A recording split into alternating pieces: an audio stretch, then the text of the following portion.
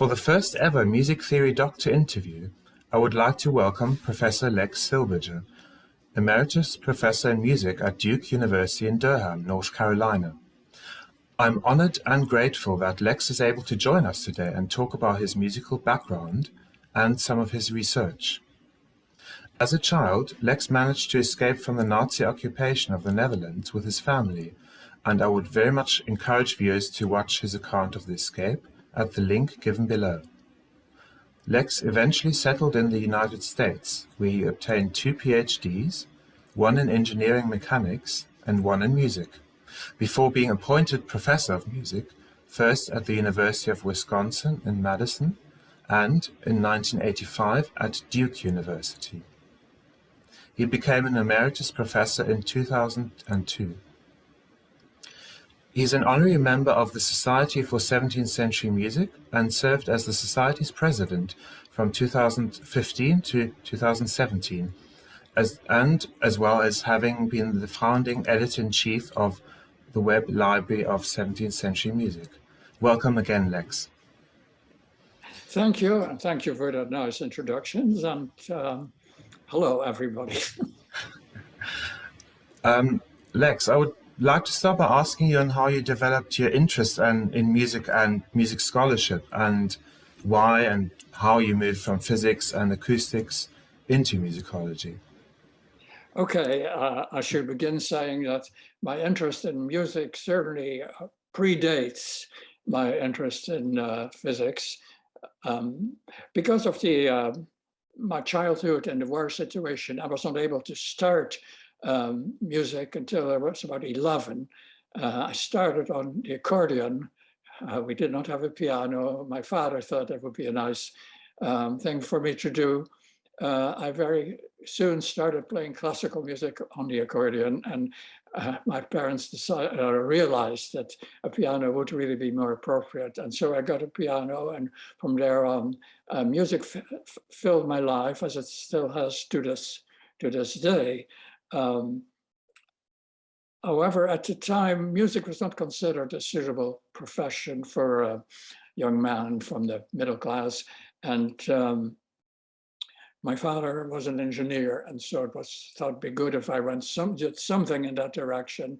Meanwhile, I was studying physics in high school, and I found it actually also rather fascinating, and thought, well, I'd be quite happy going to that direction, and I did, and I got some degrees in it, and I started working in it for a number of years. But meanwhile, I never stopped playing music. And the other thing about, and that's kind of relevant, I always have been interested not just playing music or listening to music, but learning about it, reading about it. Even, you know, as a kid, I would read composers' biographies and so forth. And I actually started writing about music a little bit. And at some point, I decided music is really what I want to do in my life. This is my greatest passion, and I have only one life to live, so I'm going to switch. And I went back to graduate school. I was in my middle 30s, and started studying musicology, and I've never regretted that move. It's been a great career, a great life for me. I hope that answers your question. Yes, thank you. That's really interesting and encouraging, actually, that you know, it's not too late to do a career change in your 30s, for example, if you really feel that's what you believe is the right thing for you. And I always advise students, you know, in the end, they should really do, if they're going to spend their life on it, they should do something that they find fully satisfying. I hope you find it fair to say that your research doesn't pay much heed to that institutional divide that's often described between musicology and music theory, especially in the US, but you might know that's also common in Germany. The two subjects are considered very distinct. What is your take on that distinction? Yeah, that's a very interesting point. Actually, I think that divide, in fact, originated with Germany, not with America. Sure. Just historically speaking, and originally musicology, well, I should say that my training in musicology has been in the United States, not in the Netherlands. And in the United States, originally, the study of music history was very closely tied to theory. People didn't have that separation, very much like in England, where musicologists had always been theorists. They did not know. In the later 20th century, we had a big influx from European trained musicologists, often German trained, and in fact, actual Germans. I'm thinking now of the refugee scholars who really introduced musicology as we know it. And they often did not like, they resisted this theory aspects. I well remember I had some colleagues, names I won't mention here, but that you probably would recognize, who said, "Oh, that's music theory. That's not music history." They saw musicology as a form of Geisteswissenschaft, and theory had no place in that.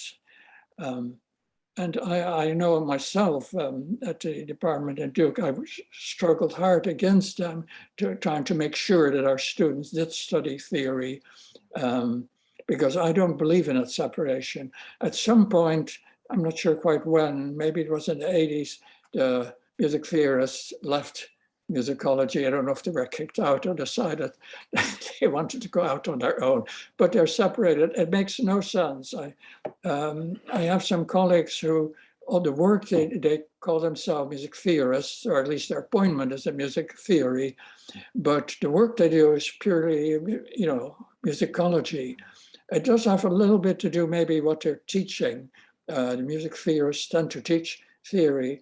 Many musicologists do not want to teach theory, and so they're happy. But in any case, so maybe that was the long answer. The short answer is the separation makes no sense to me, and I'm always happy when we have meetings, when we have musicology meetings that are jointly with music theorists, and I spend half my time going through their papers, which often I find just as interesting, if not more so. That's the not quite so short answer. Do you think partly that a certain tradition of music theory may be at fault as well for trying to come up with systems that go across centuries, across history, that are, you know what I mean, basically, before music theorists started really considering that everything is contingent and dependent on the time period and geography and lots of other factors you're looking at. Do you think that may be part of the reason why musicologists have eyed music theorists with some suspicion in the past? Yeah, that's actually a good point, Stephen. Stefan, I'm sorry. That's fine. That's a good point. And in fact, it's a very current point. There is a certain controversy in America right now. You may know, kind of probably from exactly about that point that music theorists, they consider what is essentially 18th century remote theory. It was a little Riemann thrown in. That is what music is about. That's what students should study. And of course, at least particularly the more recent younger musicologists, they feel that it's just wrong. It is, as you say, it is contingent. What's good for 18th and 19th century composer is not necessarily applicable to 17th or 20th century composers. So yes, I think that's another point. Of course, music theory is kind of complicated, at least in the US. There's sort of two aspects and maybe even two kinds of theorists, those that are primarily concerned with pedagogy. And those that essentially are looking into theory in a broader sense and I think that this accusation really applies more to the former group. I think many theorists now take a much broader view of music theory. I also really enjoyed your discussion of the division of music history into distinct periods and how a paradigm shift, which you describe in the mid-17th century, led to a new stable paradigm that is familiar from Baroque and classical music, and parts of which lasted until the late 19th century, actually. I do wonder whether you have any further thoughts regarding something that you mentioned towards the end of that 1992 chapter, namely to what extent can paradigms and paradigm shifts in different realms of the arts and of society be linked? And in particular, I'd be interested in whether the emergence of the whole tonal system can be linked to socio-political changes that occurred since at least the Reformation, particularly the idea of an absolutist monarchy. Yes, well, of course, you cannot prove that the political changes and the arising of these absolutist states caused the emergence of the tonal system. This is not science. It would have been really very surprising if with such major political and social changes, music had not changed. It would have been, to my mind, much more surprising. And you can look to many other major watersheds, say the French Revolution and its aftermath, the First World War. All of these brought major changes in the arts and culture, and etc. And I think that is not surprising. Precisely how those connections works, what were the triggers, that's a difficult question. And certainly I think with the emergence of the tonal system, I think there's more to be studied there. I'm not sure, we fully understand that, and how that came about. I think that's a fascinating question, but it did seem to come about around this period. But coming back to the later 18th century, to the later 17th century, I think one could point out that Louis XIV and his establishment, he did want to control every aspect of society, including music. And that's why I appointed Lully, who became dictator of what was happening in music. And you get composers that I'm thinking Bernard Marais, if you're familiar how detailed his scores are, where every fingering, every bow change is marked, to some extent also Couperin, that the French became, the composers became also dictators, trying to spell out every detail. So, and that of course had an effect on composers. Bach didn't go quite as far, but Bach was accused of trying to control how his music was performed in such detail. And of course, then there were occasionally rebellions against that too. It was perhaps not surprising that it was a Frenchman, Rameau, who tried to at least define the tonal system. And we know only that how the Soviets tried to control music, and that's as a result, the music there too changed and had a certain character. So yes, there's some direct, but I think those things are maybe, they certainly don't account for most changes, and they don't take place everywhere.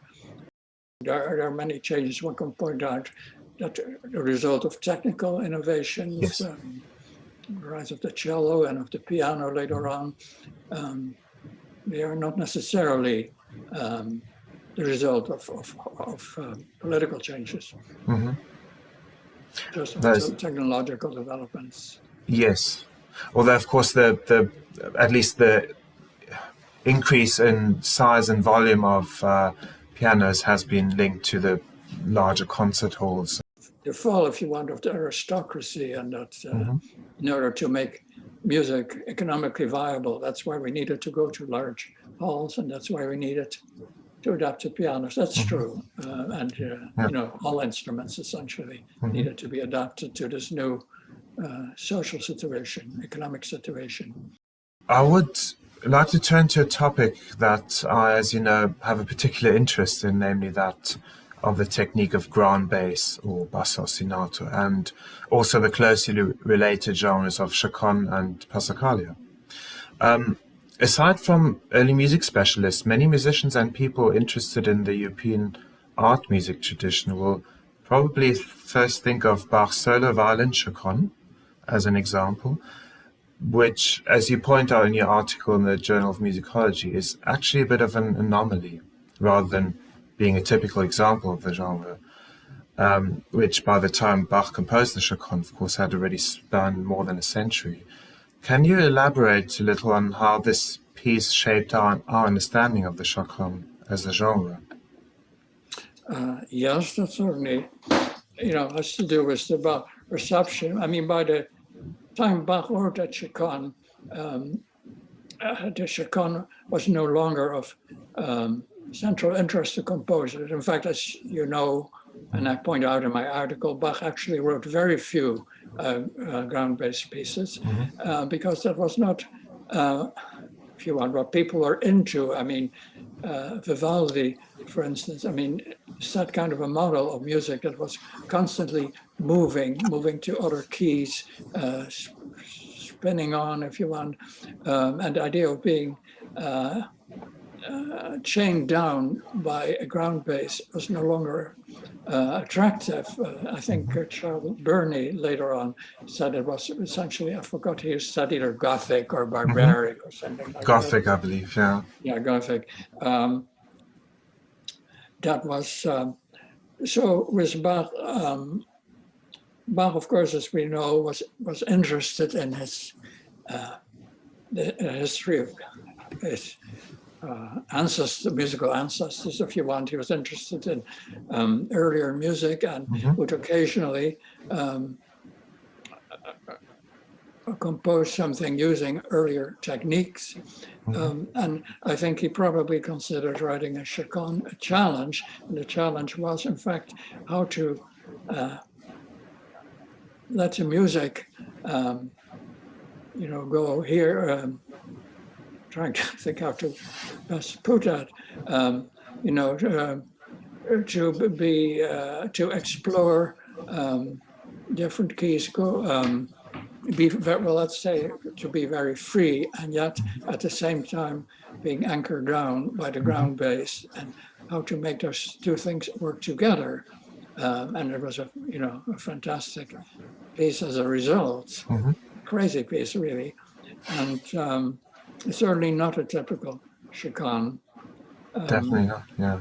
But and in general, even pieces still called chaconne, as you find in the French theater music, aren't really, they don't stick to the ground bass very much. That was just not acceptable, except Bach sort of tried to make it work. And then when we get to the end of the 18th century, it had pretty much died out. You can find an occasional example, but not very long thereafter, composers started looking back. We get Beethoven writing kind of a ground bass set of variations for piano, the C minor set. And then people started writing, well, we got the whole Bach revival, which I imagine most of you are familiar with. But Bach had become something else than he was in his lifetime. You know, it was considered very serious, very profound, which it was in a way, but also kind of heavy. And the new Pusakayas and Chaconnes tended to be not like the lively dances that certainly the Chaconnes had been, but sort of burdened by their history. And I think that sort of continued. People started thinking of those pieces as being very serious, profound pieces on the basis of, if you want, kind of a misunderstanding of Bach's Chaconne and Passacaglia. And at least that's the way I see it. And certainly Chaconnes were not well, let's say most 17th century composers, they would write quite a lot of chaconnes. You know, it was part Yeah. of their meat, along with you know, chorales and gavottes and so forth. But later composers, 19th century and 20th century composers, actually wrote very few chaconnes and passacages. It was a special thing, although there were some composers like Breton who did have kind of a fascination. But I think that was, again, kind of trying to make a historical connection, that this music did connect with music of earlier centuries. Anyway, does that answer the question? Here Yes, definitely. I mean, it also seems quite hard to imagine the early period of the Chaconne, where it was associated with lasciviousness, eroticism, wild dancing, and to still detect that in the Bach Chaconne, especially considering the way it's often played today as a kind of almost religious experience. So whether or not that's because of the way Bach Chaconne is understood, or whether that's already inherent in Bach's piece, I'm not quite sure. What do you think? It's a complex piece, you know. I don't want to say you need to, that it should be performed like some wild Spanish dance. But I think it also doesn't, still should be an element of dance feel. I think that's what some of the scholars are saying, that we do in some ways misunderstand. Yes, it's a very serious piece with certainly tragic overtones, but as I say, it's a complex piece, it's a rich piece, and to just sort of drag it down as being kind of tombeau, I think that's missing the point of that piece, although it doesn't suggest it. Why do you think actually that ostinato forms, including of course strict ground-based pieces and also freer forms of the Chaconne Passacaglia, were so popular during the 17th century and then virtually died out during the course of the 18th, and then actually made a kind of comeback in the 19th, particularly the early 20th century? Why do you think, how is that linked? Yeah, well, I do have theory, you know, with musicologists, we have theories about everything. And I think one of the issues in the 17th century, when music was no longer tied to the text, like to, you know, liturgical music, to liturgical text, to poetical text. The question is then, how do you make music that lasts more than 5 minutes or a few minutes? How to create larger structures. If you put yourself, you know, in the place of a composer, say around 1600 or so, that's quite challenging. You could, of course, do it by with counterpoint, and composers did, but after a while, that's kind of dreary too. And in a way, a ground bass is a way of creating longer structures. And even if you look in 17th century suites, dance suites, say the Chaconne movements are usually the longest movements. And this is, I think that was probably very attractive. Now, if we move into the 18th century, we no longer need that, because we now have a very exciting new way, which is through modulation to different key areas. And that can create structures, that can create tension, because we need to get back to the key. So I could see that at that point, you know, we don't need those ground basses anymore. And in the end, it's kind of boring, unless you're Bach. That's what to make it not boring. Or, you know, there were other kind of hybrid solutions, like the rondo chaconne, but and generally speaking, I mean, that's how I see it. And I already, you know, talked about what then happened later on in the 19th, 20th century. It became again a different kettle of fish, as they say. It became kind of a historic thing, which it had not been before. And of course, in the early 20th century, especially with the falling away, if you want to call it, of tonality, or common practice tonality at least, it does seem to make a bit of resurgence because, for example, in the Second Viennese School, the earlier part in the 1910s, composers did seem to struggle with the same problem again of how to write longer pieces. Webern's pieces are mostly less than a minute. So, yeah.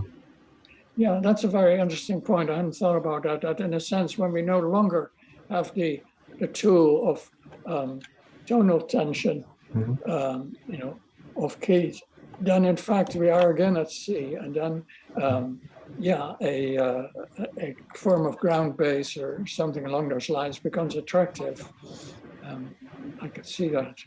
I do have one last question about your article on Bach and the Chaconne, where you particularly point the way where you mentioned that improvisation always involves some risk taking. You suggest that when we study written out improvisations like the Bach Chaconne could be understood as such, we should consider what risks the composer has taken and which of these risks, and I quote, threaten to pull a work apart. Do you think current musicians, especially in the so-called classical tradition, tend not to nurture their improvisation skills because they are reluctant to take certain risks, especially in public performances?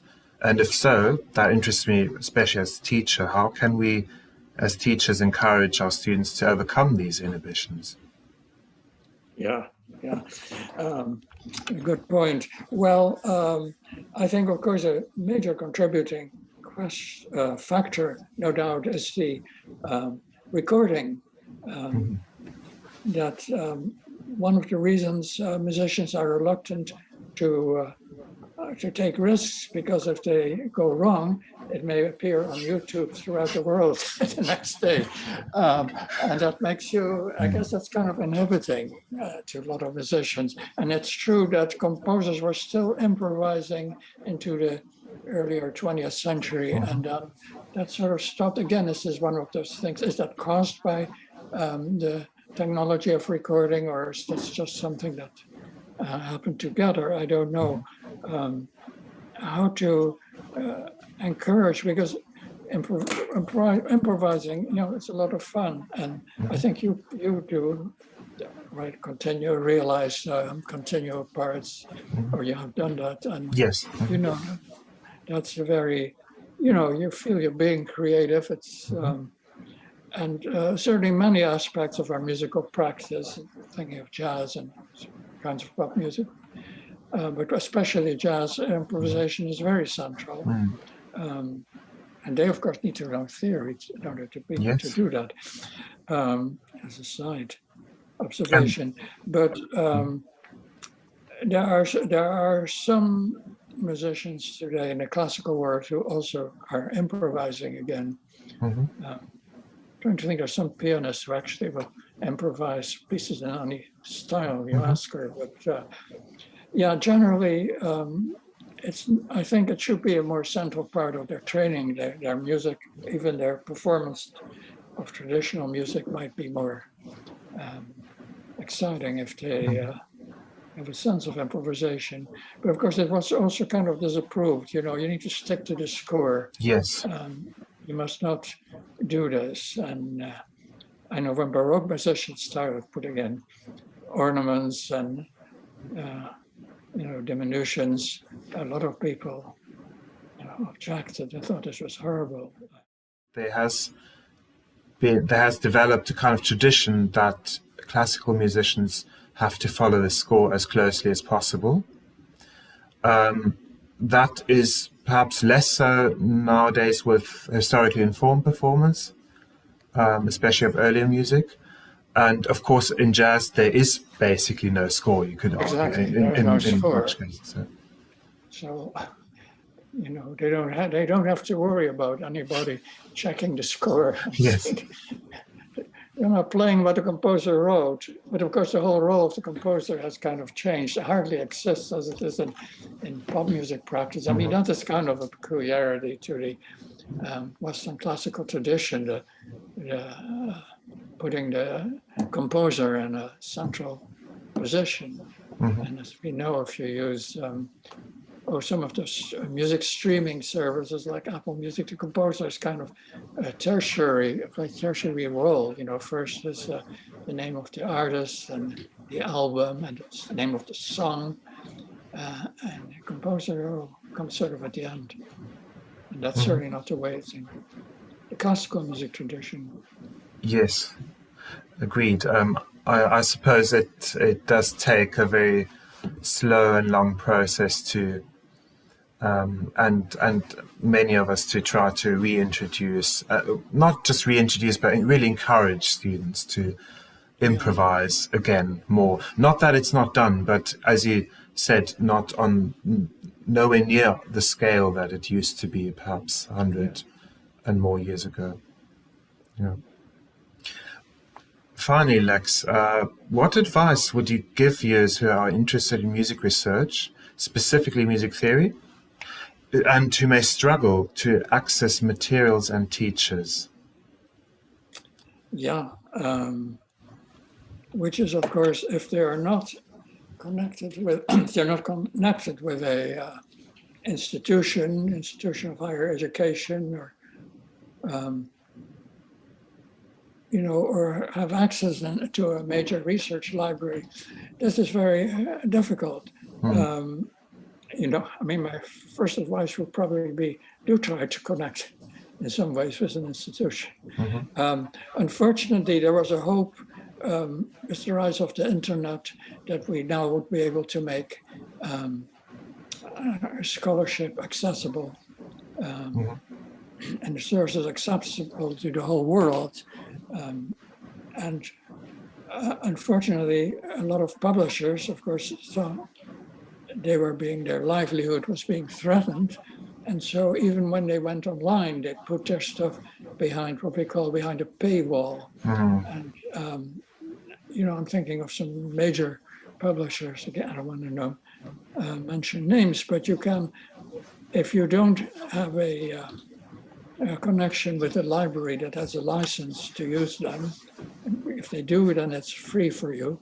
But if they don't, then you have to pay, really exorbitant fees in order to access them. Some of us have been championing what's known as open access in the humanities, meaning it's free. And I myself have been a very strong supporter thereof, and I've been involved in several online projects. And all of them, I've made a point, without any control over it, that they should be free to everybody.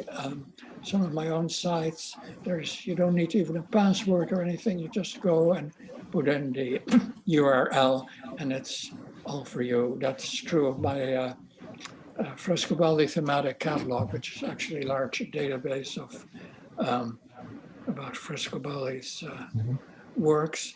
It's true about the Society for 17th Century Music publication, their a collection of scores, their journal. All of these are open access. I know a lot of people on the other side, on the publishing side, they are not happy with this. They disapprove of it. And of course, there are, when publishers put things behind paywalls, it's true that they often put a lot of work in those things, in those editions, as they did with the old published editions. I don't know what's the solution here, but I just know it is tough for people who are not connected with institutions to do their research, the so-called independent researchers. And I think those who have any control should try and accommodate them. And well, sometimes they do as much as they can. It's true that because of the pandemic, there are a number of publishers that lifted the wall a little bit, opened the wall. Should not mix my metaphors too much, but yeah, and made it a little bit easier. I don't know if that's going to last. There may be some positive results of this pandemic, and that might be one of them. I do hope so. Yeah. Yeah, this is true. Thank you very much, Lex, for this really enjoyable interview. And thank you for this opportunity, and I think for your really. And thank you for sharing your insight and knowledge with the followers of Music Theory Doctor. Thank You're you, Lex. welcome. You're very welcome.